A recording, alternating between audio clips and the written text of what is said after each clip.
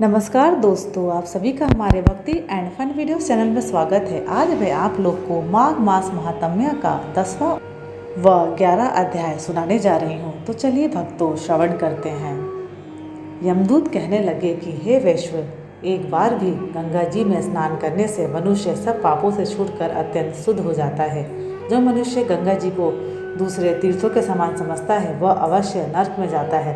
भगवान के चरणों से उत्पन्न हुई गंगा जी के पवित्र जल को श्री शिव जी अपने मस्तक में धारण करते हैं। वह ब्रह्मा जो संदेह रहित प्रकृति से अलग और निर्गुण है, ब्राह्मण में उसकी समानता किससे हो सकती है। गंगा जी का नाम हजारों योजन दूर से ही लेने वाला नरक में नहीं जाता, इसलिए मनुष्य को अश्वमेध गंगा जी में स्नान करना चाहिए।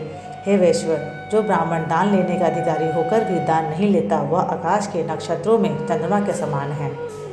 जो कीचड़ से गौ को निकालता है, जो रोगियों की रक्षा करता है या जो गौशाला में मरता है वह आकाश में तारा होता है। प्राणायाम करने वाले मनुष्य सदैव उत्तम गति को प्राप्त होते हैं। प्रातः समय स्नान के पश्चात जो 16 प्राणायाम करते हैं वह घोर पापों से बच जाते हैं। जो पराई स्त्री को माता समान मानते हैं वह यम की यातना को नहीं भोगते।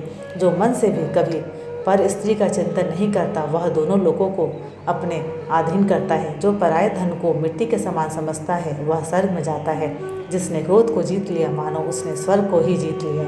जो माता पिता की सेवा देवता तुल्य करता है वह यम द्वार नहीं देखता, और जो गुरु की सेवा करते हैं वह ब्रह्मलोक को प्राप्त होते हैं। शील की रक्षा करने वाली स्त्री धन्य है। शील भंग करने वाली स्त्री यमलोक जाती है।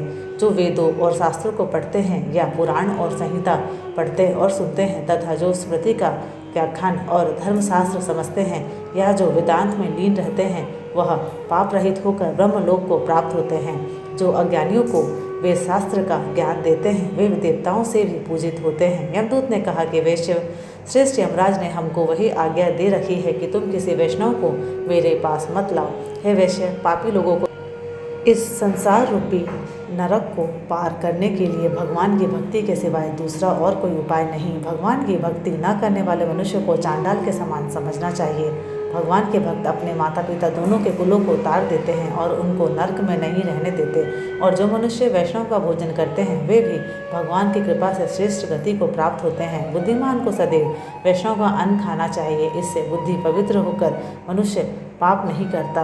गोविंदाय नमः इस मंत्र का जाप करता हुआ जो मनुष्य मृत्यु को प्राप्त होता है वह परम धाम को प्राप्त होता है, इसमें कोई संदेह नहीं है। जो ओम नमः भगवते वासुदेवाय मन मो नारायण इस द्वादशाक्षर मंत्र या ओम अष्टाक्षर मंत्र का जाप करता है उसके ब्रह्म इत्यादि बड़े पाप नष्ट हो जाते हैं।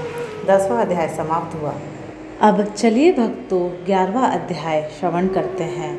यमदूत कहने लगा कि हे वैश्व, मनुष्य को सदैव शालिग्राम की शिला में तथा ब्रज या कीट चक्र में भगवान वासुदेव का पूजन करना चाहिए, क्योंकि सब पापों का नाश करने वाले, सब पुण्यों को देने वाले तथा मुक्ति प्रदान करने वाले भगवान विष्णु का इसमें निवास होता है। जो मनुष्य शालिग्राम की शिला या हरि चक्र में पूजन करता है वह अनेक मंत्रों का फल प्राप्त कर लेता है। जो फल देवताओं को निर्गुण ब्रह्म की उपासना में मिलता है वही फल मनुष्य को भगवान शालिग्राम का पूजन करने से यमलोक को नहीं देखने देता। भगवान को लक्ष्मी जी के पास अथवा वैकुंठ में इतना आनंद नहीं आता जितना शालिग्राम की शिला या चक्र में निवास करने में आता है।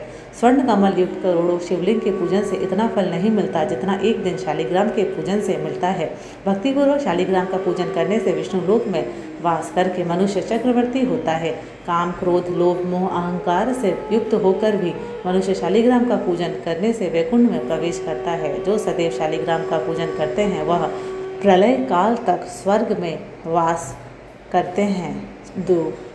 जो दीक्षा, नियम और मंत्रों से चक्र में बलि देता है वह निश्चय करके विष्णु लोक को प्राप्त होता है। जो शालिग्राम के जल से अपने शरीर का अभिषेक करता है वह मानो संपूर्ण तीर्थों में स्नान करता है। गंगा, रेवा, गोदावरी सब का जल शालिग्राम में वास करता है। जो मनुष्य शालिग्राम की शिला के सन्मुख अपने पिता का श्राद्ध करता है उसके पितर कई कल्प तक स्वर्ग में वास करते हैं। जो लोग नित्य शालिग्राम की शिला का जल पीते हैं उनके हजारों बार पंचगव्य पीने से क्या प्रयोजन। यदि शालिग्राम की शिला का जल पिया जाए तो सहस्त्रों तीर्थ करने से क्या लाभ। जहाँ पर शालिग्राम है वह स्थान तीर्थ स्थान के समान ही है।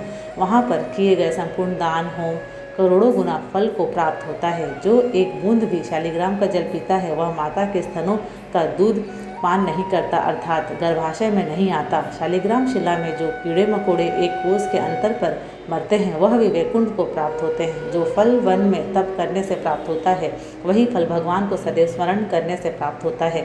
मोहवश अनेक प्रकार के घोर पाप करने वाला मनुष्य भी भगवान को प्रणाम करने से नरक में नहीं जाता। संसार में जितने तीर्थ और पुण्य स्थान हैं भगवान के केवल नाम मात्र के कारण से प्राप्त हो जाते हैं। 11वां अध्याय समाप्त हुआ। धन्यवाद। आशा करती हूँ कि आपको ये मेरे वीडियोस पसंद आते हैं। अगर आपको मेरे वीडियोस पसंद आते हैं तो प्लीज़ लाइक, शेयर और सब्सक्राइब ज़रूर करें।